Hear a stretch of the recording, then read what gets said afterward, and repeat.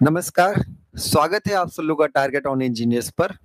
मैं गिरजेश कुमार तिवारी आपको engineering mechanics का 5th लेक्चर ले रहा हूँ, 5th चैप्टर के लेक्चर ले रहा हूँ। आज ये आपका 40 लेक्चर होगा, 39 लेक्चर ऑलरेडी कंप्लीट हो चुका है। तो अब आपका ये 40 लेक्चर होगा और इसके बाद 6 चैप्टर ऑलमोस्ट कंप्लीट होने की कगार पे है। 5th चैप्टर की थ्योरी 1-2 लेक्चर में और रहेगी, जिसमें हम कोलिजन के बारे में भी पढ़ेंगे, वर्क एनर्जी थ्योरम भी पढ़ना है, एनर्जी कंजर्वेशन भी पढ़ना है। तो आज कोशिश करते हैं कि हम लोग वर्क एनर्जी को कंप्लीट करें और नेक्स्ट लेक्चर में हम सब लोग कोलिजन को पढ़ेंगे। लास्ट लेक्चर होगा इस चैप्टर का और आपका 1 और 2 क्वेश्चन सीरीज होंगी। तो क्वेश्चन सीरीज को भी 1 बाय 1 डिस्कस करेंगे। आपको क्वेश्चन बुकलेट मिल रही होगी, थ्योरी बुकलेट मिल रहा होगा सबको अच्छे से। अगर आप चाहें तो प्रिंट आउट कर लें, बहुत अच्छा रहेगा। अदरवाइज आप पीडीएफ से पढ़ने में अगर सूटेबल अपने आप को पाते हैं तो पीडीएफ से आप पढ़ते रहिए, पर क्वेश्चन अपने से प्रैक्टिस करें, फिर वीडियोज को देखें क्वेश्चन सीरीज का, तो बेहतर रहेगा। जो क्वेश्चन आपका फंस रहा है उसको आप आगे देखें, ठीक है। लास्ट लेक्चर में हम लोगों ने कहीं ना कहीं लिफ्ट का भी केस कर लिया कि अपवर्ड। देखिए लिफ्ट में आपको लिफ्ट के वायर में टेंशन अलग केस होता है।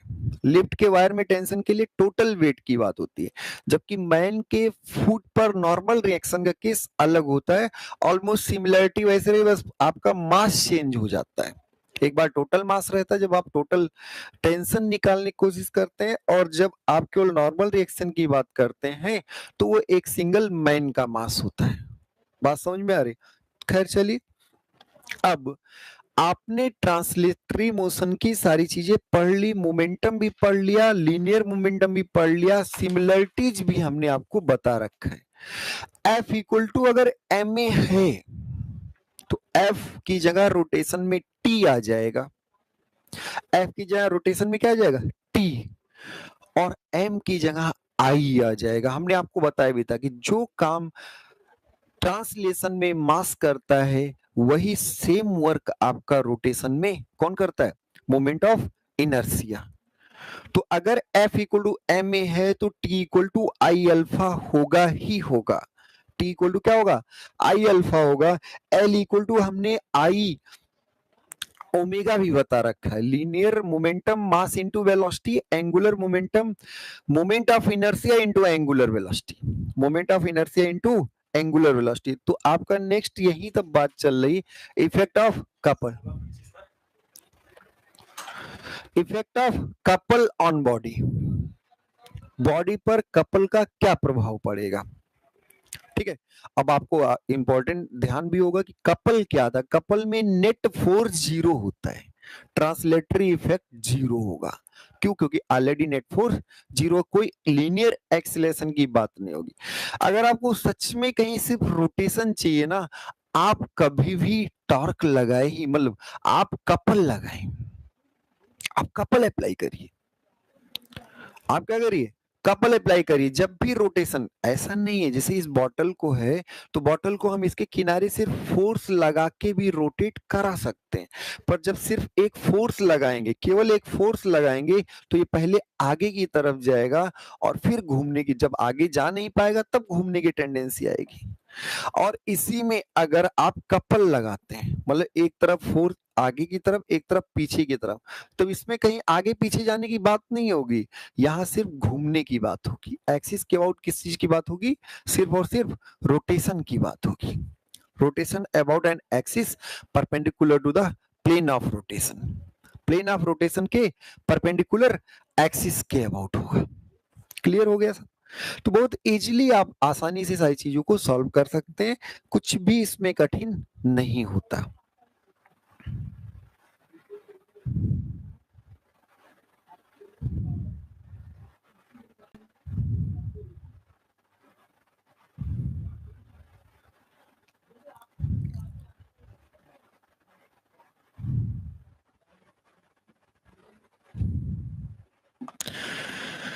ठीक है, अब हम सब लोग आगे बढ़ते हैं। What is the effect of couple? What is couple? If there are two parallel, equal in magnitude, opposite forces acting on a body separated from a distance d. तो d डिस्टेंस was separated, दो equal parallel forces हैं but opposite है, एक downward है एक upward है, और ये डिस्टेंस डी पर सेपरेटेड है, डिस्टेंस डी पर सेपरेटेड है, तो ये एक कपल फॉर्म करते हैं और कपल का मान F इंटू डी होता है। कपल का मान क्या होगा? F इंटू डी होगा, और इस समय ये रोटेशन इफेक्ट प्रोड्यूस करे। तो couple produces rotation in the body due to moment.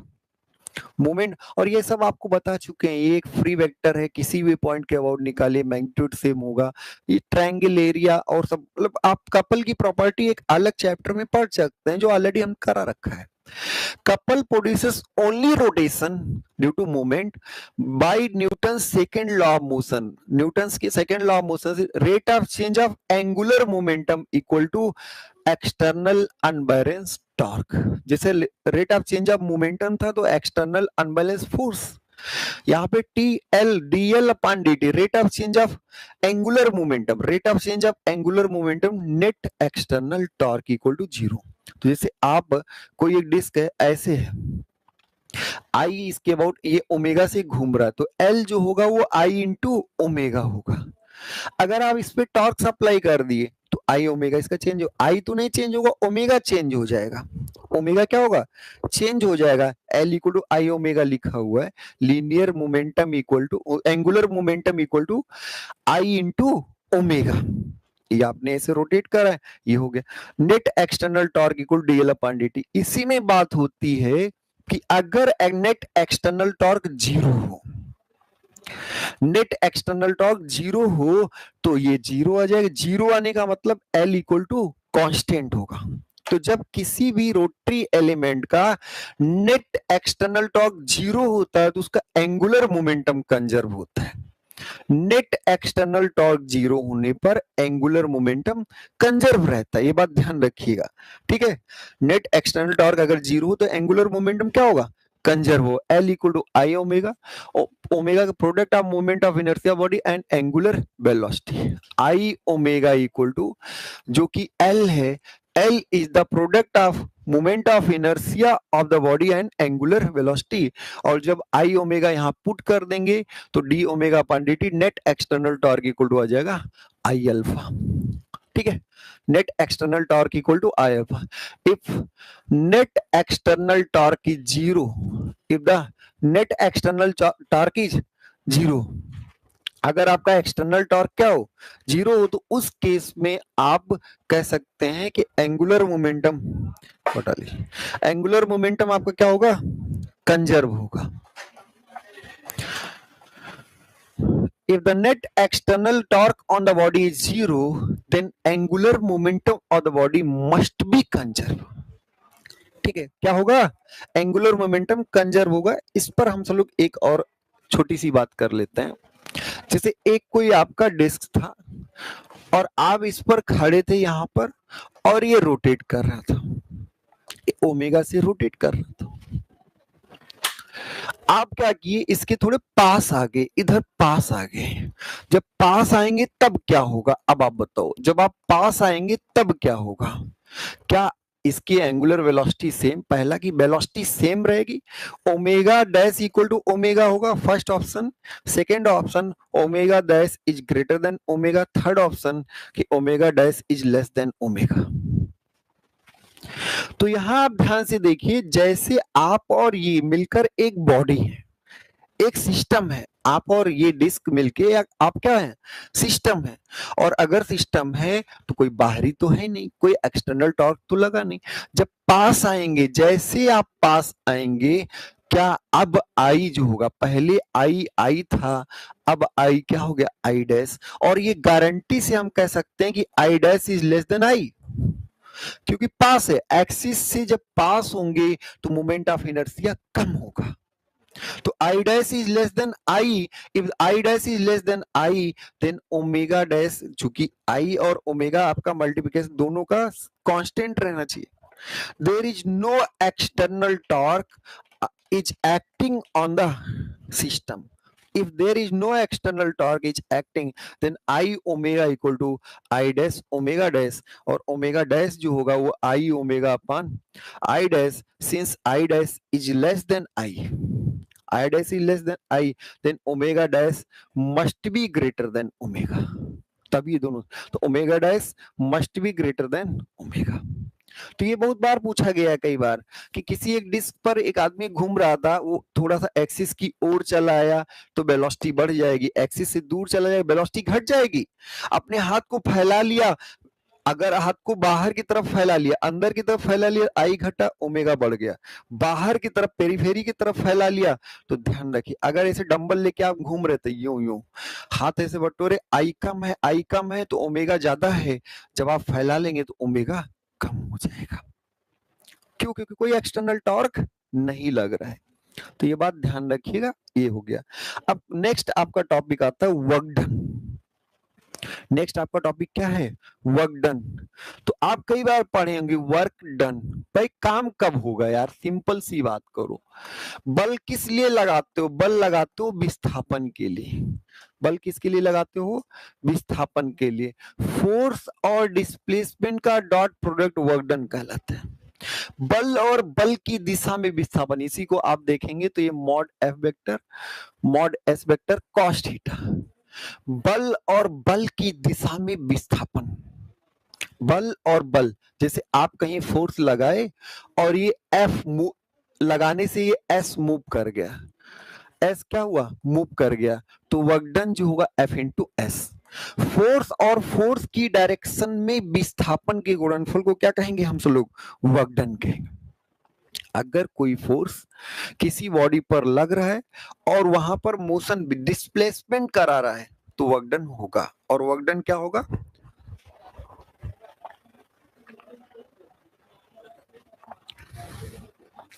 Regular class करिए, ये बात ध्यान रखिए। 2 लेक्चर में ये चैप्टर कंप्लीट हो जाएगा। तो को हम कोशिश करेंगे कि आपको लाइव सेशन प्रोवाइड करें। तो work done equal to F into S, यही पढ़ते चलिए, बहुत आपको आसानी ये सब आता भी है। Work done by a force, work done equal to force into displacement, and force into displacement along the direction of force, displacement along the direction of force।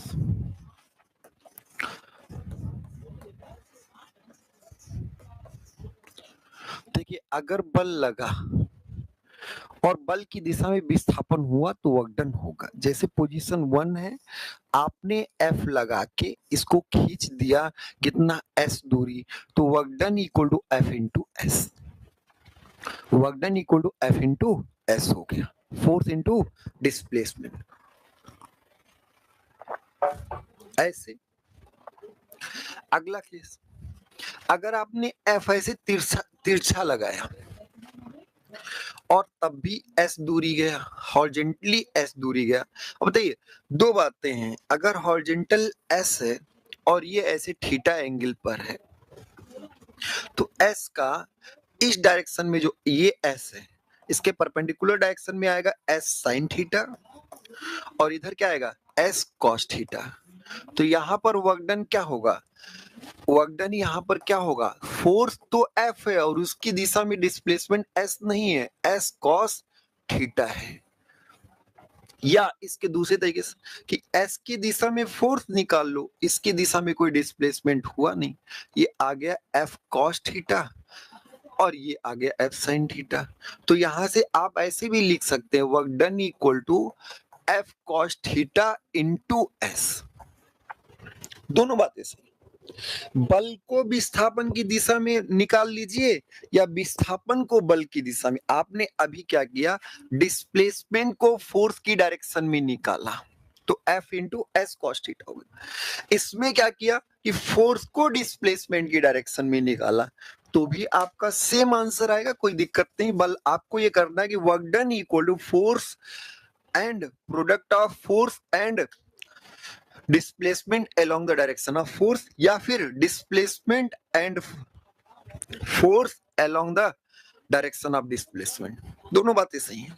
Work done equal to component of force in the direction of displacement, component of force in the direction of displacement into displacement, जिससे आपको आसानी हो।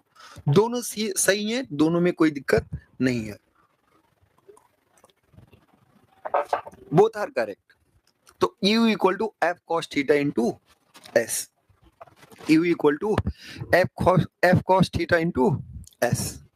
अगला important points about work done. देखिए work done जब पता चलेगा तभी आपको पावर के बारे में पता चलेगा, क्योंकि रेट ऑफ वर्क डन, देखिए वर्क डन आप 10 सालों में करिए कोई भी काम, 10-20 सालों और कोई 5-10 सेकंड में करिए, तो दोनों में अंतर है, दोनों में रेट का अंतर है और दोनों से चीजें बदल जाएंगी।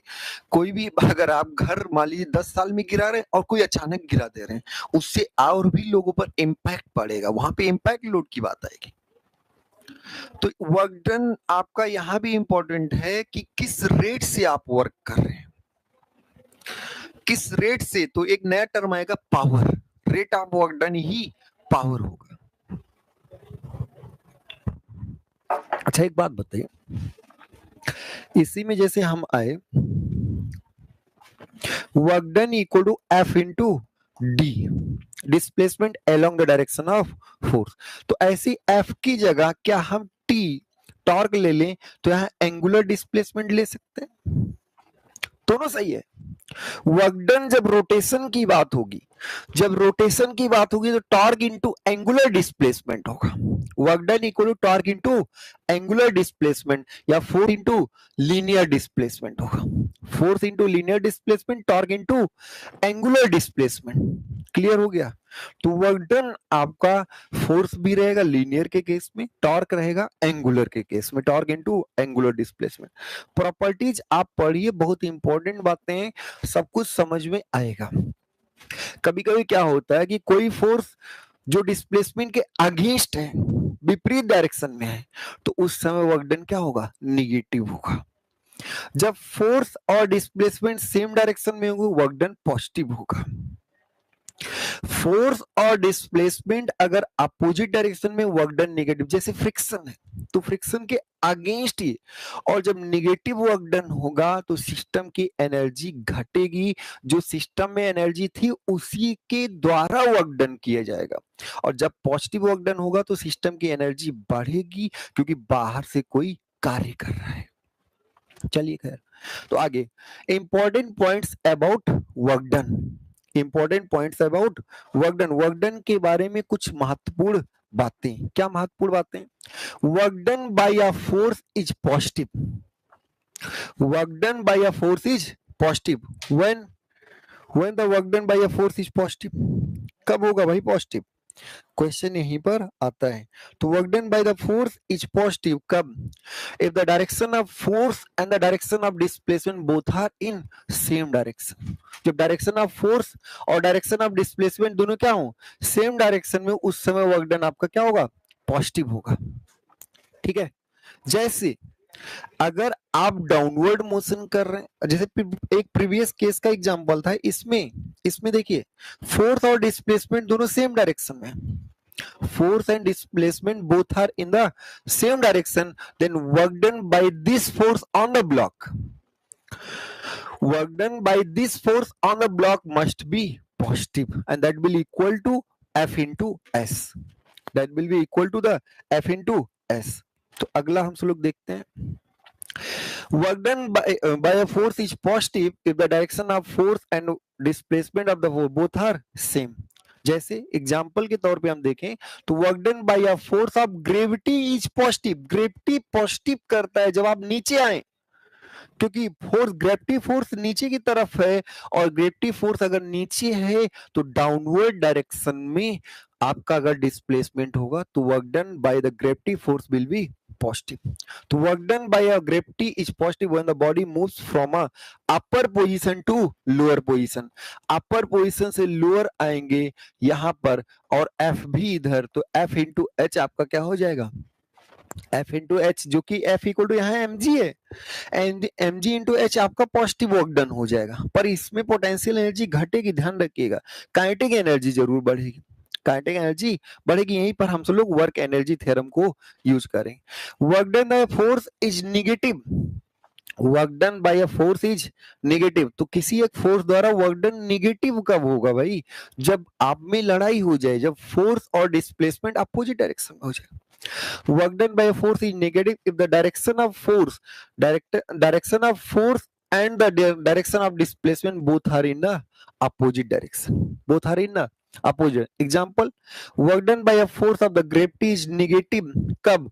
When a body moves from lower position to higher position. Lower position से हायर पोजीशन जाएगा, फोर्स निगेटिव है, एच ऊपर है और F equal to m g क्या है? डाउनवर्ड है। इस समय work done minus m g h होगा। इस समय वर्क डन क्या होगा? Minus m g h. यहां पर क्या होगा? Plus m g h. अगला, सारे पॉइंट्स बहुत इंपॉर्टेंट है। Work done by a force is zero. Work done by a force is zero कब? If the either the displacement zero हो जाए। देखो फोर्स इज, अभी आप फोर्स ही मत जीरो कर देना। Work done by a force is zero. अगर आप दीवार पे सर मार रहे हैं, वॉल को आप पुश कर रहे हैं, वॉल नहीं गिर रहा है, तो there the displacement of the wall is zero, but you are applying a force on the wall. Wall पर आप एक फोर्स लगा रहे हैं। तो ध्यान रखिए, work done by a force is zero if either the displacement is zero और the force act normal to the displacement. या तो डिस्प्लेसमेंट जीरो, या तो फोर्स का डिस्प्लेसमेंट के डायरेक्शन में कंपोनेंट जीरो, या तो फोर्स डिस्प्लेसमेंट के क्या लग रहा हो? परपेंडिकुलर लग रहा हो। तो वर्क डन जीरो होगा जब फोर्स की डायरेक्शन में डिस्प्लेसमेंट जीरो, या फिर फोर्स जो हो डिस्प्लेसमेंट के परपेंडिकुलर लग रहा हो। क्लियर बात हो गई? ठीक है, चलिए अब आगे आते हैं। Example: gravity does not work when the body moves horizontally. जब बॉडी हॉरिजॉन्टल, जैसे आपका पहला example, work done by a force is zero if either the displacement is zero, like apply a force on the wall. ये आपका first है कि displacement zero. Second one, the force is acting perpendicular to the displacement. The force is acting perpendicular to the displacement. तो इसका example होगा कि कोई object horizontal move कर रहा है। कोई ऑब्जेक्ट क्या है? वो हॉरिजॉन्टल मूव कर रहा है। तो gravity force does not work when the body moves horizontally. जब बॉडी आपको क्या होता है? हॉरिजॉन्टली मूव करता है, तब ग्रेविटी फोर्स कोई काम नहीं करता। अगला, work is a scalar quantity. कोई मतलब नहीं भाई, आप अगर डायरेक्शन में है तो पॉजिटिव, अपोजिट डायरेक्शन में नेगेटिव, तो ये सिर्फ और सिर्फ मैग्नीट्यूड, इतना काम हुआ, बस इतना काम हुआ। तो वर्क डन सिर्फ और सिर्फ magnitude. Work done is a scalar quantity. Clear? Unit of work done is newton metre, joule, calorie भी हो सकता है, आपका ब्रिटिश थर्मल यूनिट हो सकता है, बस बेसिकली जो आपका जूल में ही आप कन्वर्ट करते हैं। अर्ग भी होता है। एग्जाम्पल्स कुछ आपको दिए गए, जैसे work done by a weight force, work done by a weight force और ग्रेविटी फोर्स। यहां पर आपका mg तो डाउनवर्ड है, पर डिस्प्लेसमेंट तो यहाँ s हुआ ना। डिस्प्लेसमेंट यहां पर क्या हुआ? s, और वो भी अलोंग द सरफेस s हुआ। तो दो बातें हैं, या तो इधर आप कंपोनेंट निकाल लो, mg का क्या निकाल लो? कंपोनेंट निकाल लो। तो इधर होगा mg cos थीटा और इधर होगा mg sin थीटा। तो वर्क डन आप पहले ऐसे बता सकते हैं, mg sin theta into S. उसके डिस्प्लेसमेंट के डायरेक्शन में आपने फोर्स कंपोनेंट निकाला, इंटू क्या कर दिया? S, mg sin theta into S. या फिर एस का वर्टिकल कंपोनेंट निकाल लिए, या तो आप एस का क्या किए? वर्टिकल। तो ये हॉरिजॉन्टल, ये होगा एस cos थीटा, ये क्या होगा? एस cos थीटा, या ये होगा S sine theta, S sine theta. तो इसको आप लिख सकते हैं mg तो फोर्स है, और इसको लिख सकते हैं एस साइन थीटा। तो चाहे जैसे निकालें, फोर्स और फोर्स की डायरेक्शन में डिस्प्लेसमेंट, या फिर डिस्प्लेसमेंट और डिस्प्लेसमेंट की डायरेक्शन में फोर्स, डिस्प्लेसमेंट और किसकी डायरेक्शन में? डिस्प्लेसमेंट की डायरेक्शन में फोर्स। तो ये दोनों आपका हो गया। अगला क्या है? Work done by a frictional force, frictional force द्वारा वर्क डन। अब यहां पर एक ऐसे बॉडी है और ये आपका एस इधर है, नॉर्मल रिएक्शन अपवर्ड ही होगा, mg यहाँ ऐसे होगा, फ्रिक्शन फोर्स अगर नीचे जा रहा है तो म्यू इंटू एन और वो गारंटी अपवर्ड होगा, डिस्प्लेसमेंट इधर की तरफ है। ध्यान रखिए work done by friction force हमेशा अपोजिट, हमेशा निगेटिव आता है। फ्रिक्शन एक निगेटिव वर्क डन ही देता है, ध्यान रखिए, लॉस ही कराता है भैया। क्यों? क्योंकि हमेशा डिस्प्लेसमेंट के अपोजिट डायरेक्शन में फ्रिक्शन लग रहा होता है। तो ये क्या होगा, mu N into s, minus times of mu N into s, minus times of mu N into s. Normal reaction N, N is the normal reaction. क्यों भाई? अब यहां पर आप ये भी आपको याद होगा कि फ्रिक्शन एक टेंजेंशियल कांटेक्ट फोर्स है, तो फ्रिक्शन और डिस्प्लेसमेंट की डायरेक्शन हमेशा अपोजिट ही होगी। अच्छा, यहाँ पे नॉर्मल फोर्स द्वारा किया गया कार्य पूछा जाए तो क्या होगा? क्या आप प्लेन के परपेंडिकुलर डायरेक्शन में कोई भी डिस्प्लेसमेंट किए? नहीं, प्लेन जो है उसके परपेंडिकुलर, प्लेन तो ये है ना, प्लेन ये है, इसके परपेंडिकुलर डायरेक्शन, आप इसके अलोंग तो एस गए हैं पर इसके परपेंडिकुलर कोई मोशन आपने नहीं किया है, तो नॉर्मल रिएक्शन तो इसके परपेंडिकुलर है। नॉर्मल रिएक्शन द्वारा कार्य किया गया कार्य हमेशा जीरो होता है, क्योंकि नॉर्मल डायरेक्शन में कोई आप मोशन ही नहीं कर पाते। अगला नोट, नोट करके इंपॉर्टेंट पॉइंट्स को पढ़ते रहिए। Work done by a friction is negative, work done by a friction force is always negative, work done by a friction force is always negative. क्यों always negative? because the direction of frictional force and displacement are opposite to each other. Friction द्वारा किया गया कार्य हमेशा negative होता है, क्योंकि friction और डिस्प्लेसमेंट, फ्रिक्शन फोर्स और डिस्प्लेसमेंट की डायरेक्शन हमेशा अपोजिट होती है। अगला, work done by normal reaction, work done by normal reaction,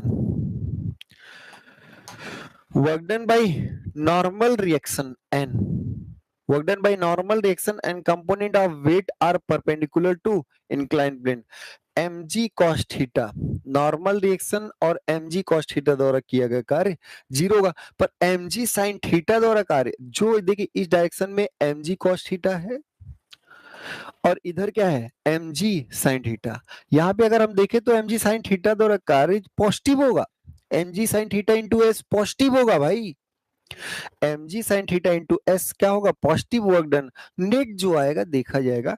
पर अभी एक एक फोर्स का तो समझे, वन बाय वन फोर्स का अगर आप समझते हैं, ठीक है, तो वन बाय वन फोर्स का वर्क डन अगर आप क्लियर करते हैं तो नेट निकालना आपके लिए इजी होगा, नेट निकालना आपके लिए क्या होगा, इजी होगा। हाँ, जो पॉजिटिव है वो पॉजिटिव कंसीडर करें, जो नेगेटिव है वो नेगेटिव कंसीडर करें। और फ्रिक्शन का हमेशा ऐसा है कि फ्रिक्शन हमेशा वर्क डन क्या करता है, नेगेटिव ही करता है, तो work done by a friction is always negative and this case work done by the mg cos theta, the component of weight mg cos theta and normal reaction both will not work, both will not do any work। Clear हो गया ना? तो कोई भी कार्य ये दोनों नहीं करेंगे, क्योंकि इसकी डायरेक्शन में डिस्प्लेसमेंट जीरो है, इसकी डायरेक्शन में क्या है, डिस्प्लेसमेंट जीरो है। Work done by normal reaction and component of weight perpendicular to the inclined plane that is mg cos theta is always zero. Work done by a spring force, एक spring force का work done अगर आपको निकालना है तो उसके बारे में आपका क्या कहना है?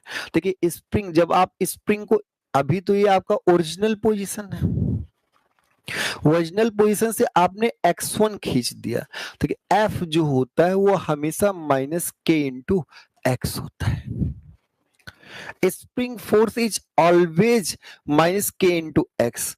अब कैसे के इंटू एक्स? जैसे आप ध्यान दीजिए, ये एक स्प्रिंग है, नेचुरल स्प्रिंग, आपने इसको खींचा और x बढ़ा दिया, कितना बढ़ा दिया, x, ये x।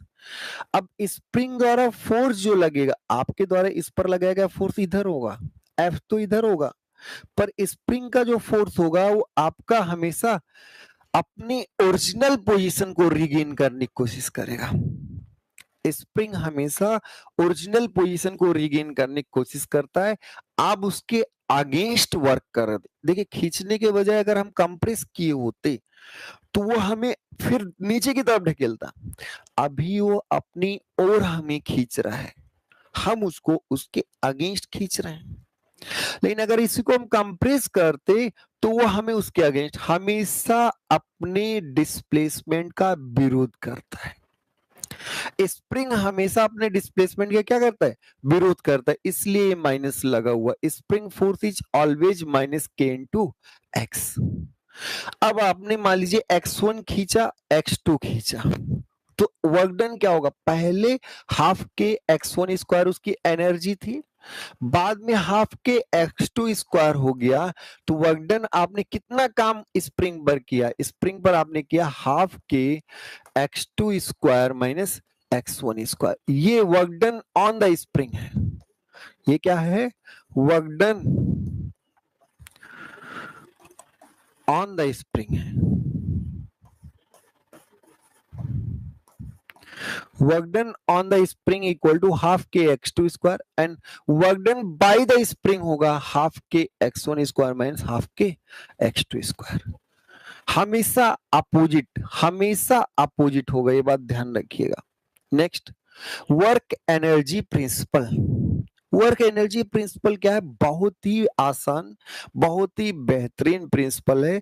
वर्क एनर्जी प्रिंसिपल केवल ये बताता है कि नेट वर्क डन जो होता है वो चेंज इन काइनेटिक एनर्जी के बराबर। जितने भी फोर्सेस लग रहे हैं, सारे फोर्सेस को आप ऑब्जर्व करें। जितने भी फोर्सेस हैं सिस्टम पर, जितने भी फोर्सेस लग रहे हैं, सारे फोर्सेस को आप क्या करें? ऑब्जर्व करें। और सारे फोर्सेस को ऑब्जर्व करने के बाद net work done equal to change in kinetic energy. यही आपकी वर्क एनर्जी थ्योरम है।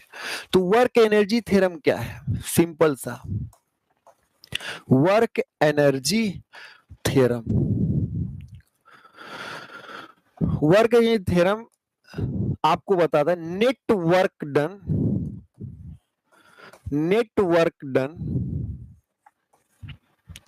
Equal to change in kinetic energy. Particle है, बॉडी है, उसी के अकॉर्डिंग। तो net work done on the particle is equal to the change in kinetic energy of the particle. Change in kinetic energy of the body, system, particle, net work done on the system, net change in kinetic energy of the system, net work done on the body, तो क्या होगा? Change in kinetic energy of the body of the particle. तो कुछ भी हो सकता है, ये आपको ध्यान रखना है। Net work done change in kinetic energy के बराबर होता है। और change in kinetic energy, change क्या होगा? What is change? Change is final energy minus initial energy. Final energy minus initial energy, ये आप इजीली समझिएगा। ठीक है, आगे बढ़े। क्वेश्चन यहां पर आता है kinetic energy. What is kinetic energy? Kinetic energy, कई बार ये सब चीजें आई हुई हैं, इसलिए आपको वन बाय वन रूबरू तो सबसे होना पड़ेगा। काइनेटिक एनर्जी आपका ट्रांसलेशनल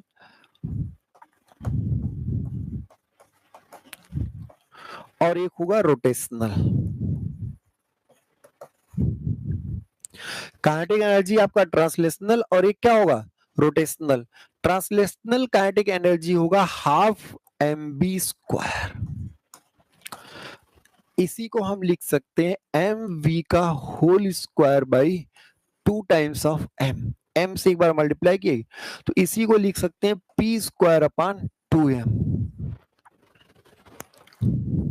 ये भी पूछा गया है। काइनेटिक एनर्जी जो आपकी होगी वो हाफ mv स्क्वायर होगी या m इंटू वी का होल स्क्वायर बाई 2m होगा या p स्क्वायर बाई 2m होगा। बात समझ। रोटेशनल काइनेटिक एनर्जी होगा half I omega square. Rotational kinetic energy होगा हाफ आई ओमेगा स्क्वायर और यहां से आप लिखेंगे आई ओमेगा का whole square by 2i। I omega का होल स्क्वायर बाई 2i, तो यहां से आएगा L square upon 2i। L is the angular momentum of the body.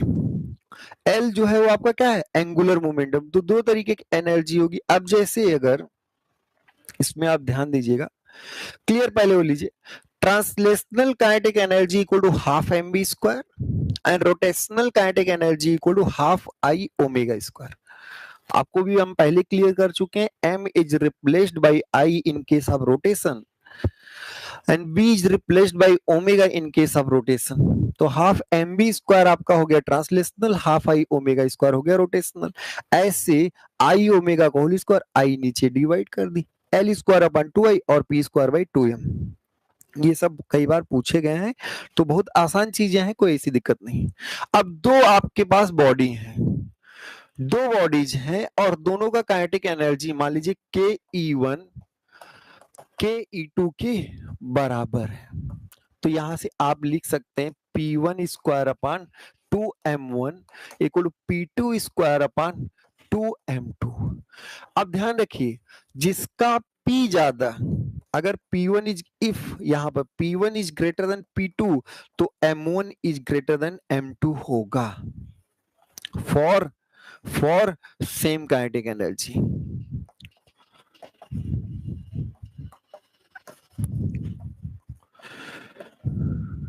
Same kinetic energy के लिए अगर आपका मोमेंटम ज्यादा है तो मास भी ज्यादा होना पड़ेगा।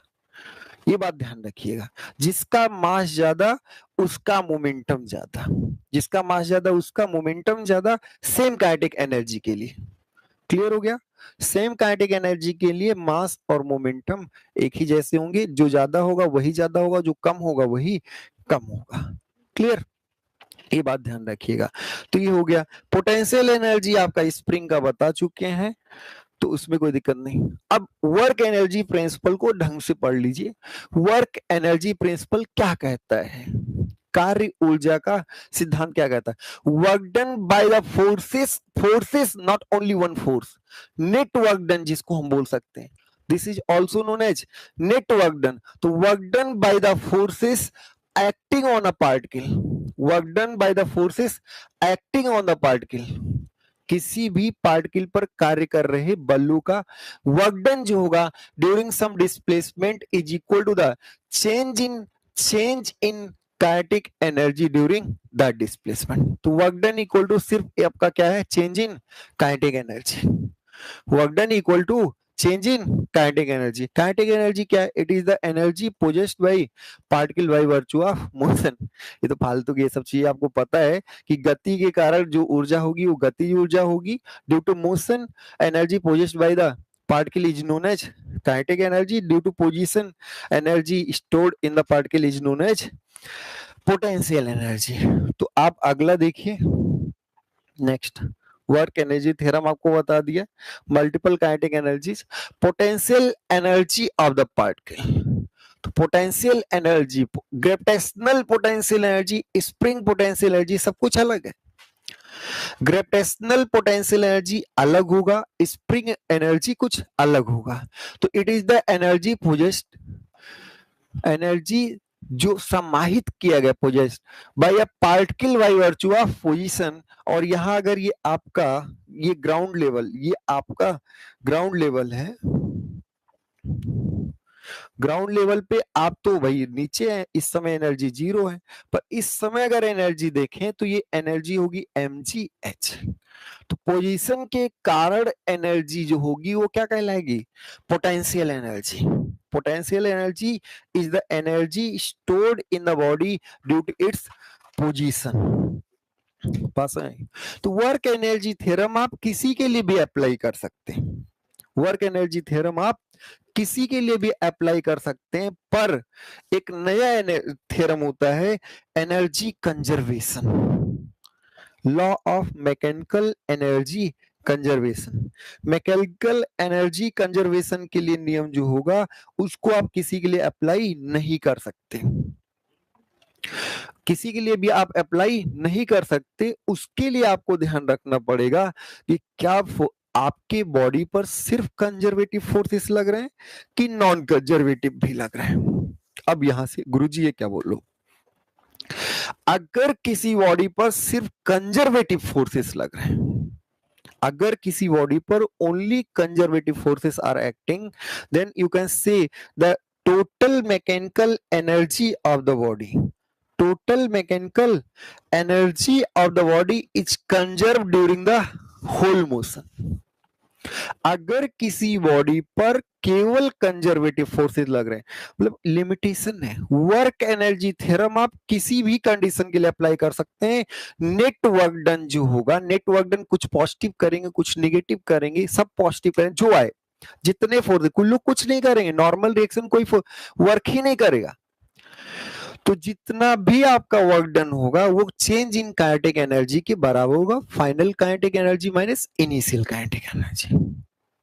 एक बात देखिए, अगर साइकिल को फुल स्टैंड पर आप खड़ा करके फिर रोटेट कर रहे हैं तो उसके व्हील में सिर्फ रोटेशनल काइनेटिक एनर्जी होगा।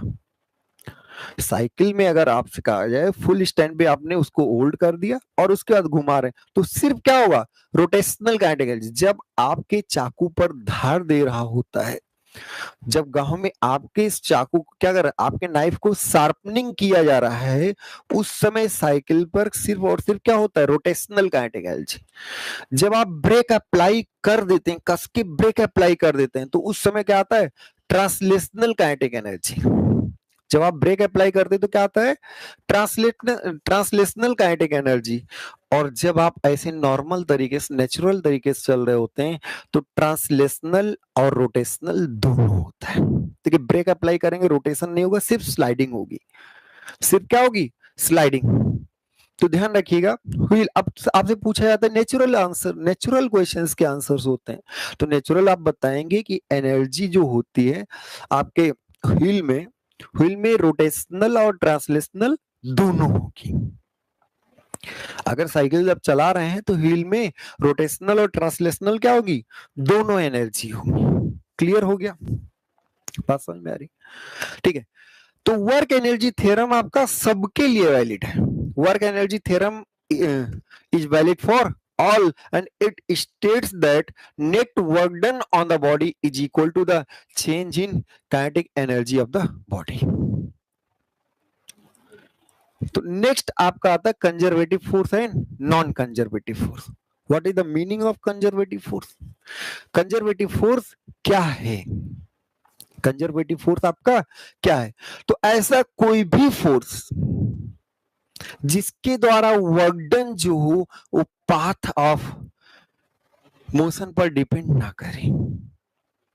कोई भी ऐसा फोर्स जिसके द्वारा किया गया कार्य, जैसे mg है, वो आपका h हाइट आने पर mgh वर्क करेगा।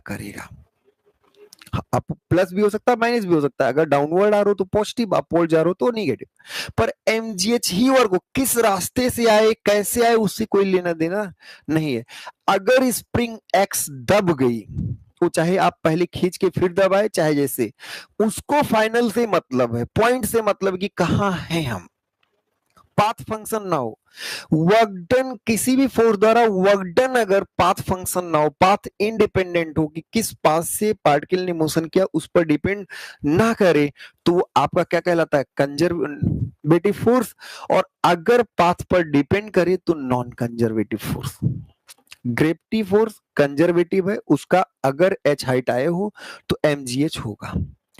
ग्रेविटी फोर्स कंजर्वेटिव है, स्प्रिंग फोर्स कंजर्वेटिव है, आपका इलास्टिक फोर्सेस जितने हैं वो कंजर्वेटिव हैं, और plastic forces, viscous force, spring force, ये सब क्या है, नॉन कंजर्वेटिव है।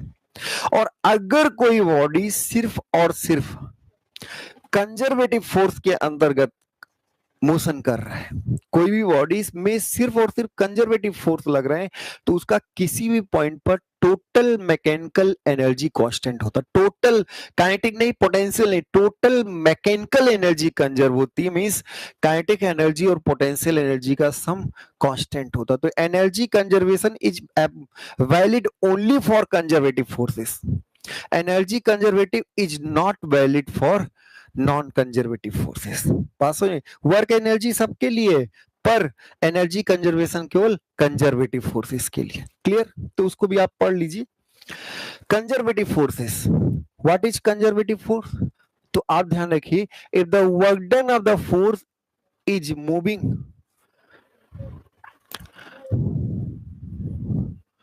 if work done of a force on moving a particle, work done of a force on moving a particle between two positions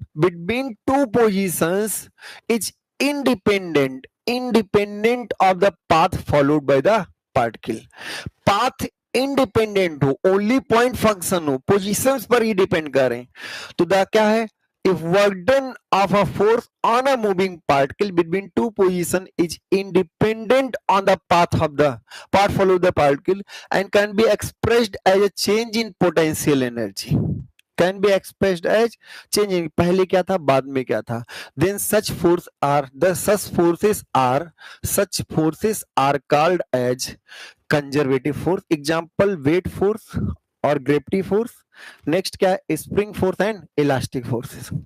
The forces in which the work done is dependent upon the path followed by particle is known as non-conservative force. और ध्यान रखिए conservative force में ही आप लिख सकते हैं कि F upon dx, potential energy का change minus times of, sorry फिर से उल्टा हो रहा है, du upon net force equal to, इसको आप फिर से लिख लीजिए, for conservative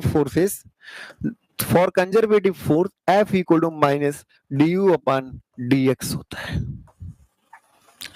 for conservative forces net force equal to क्या होगा, partial derivative of potential energy with respect to displacement, partial derivative of potential energy with respect to displacement.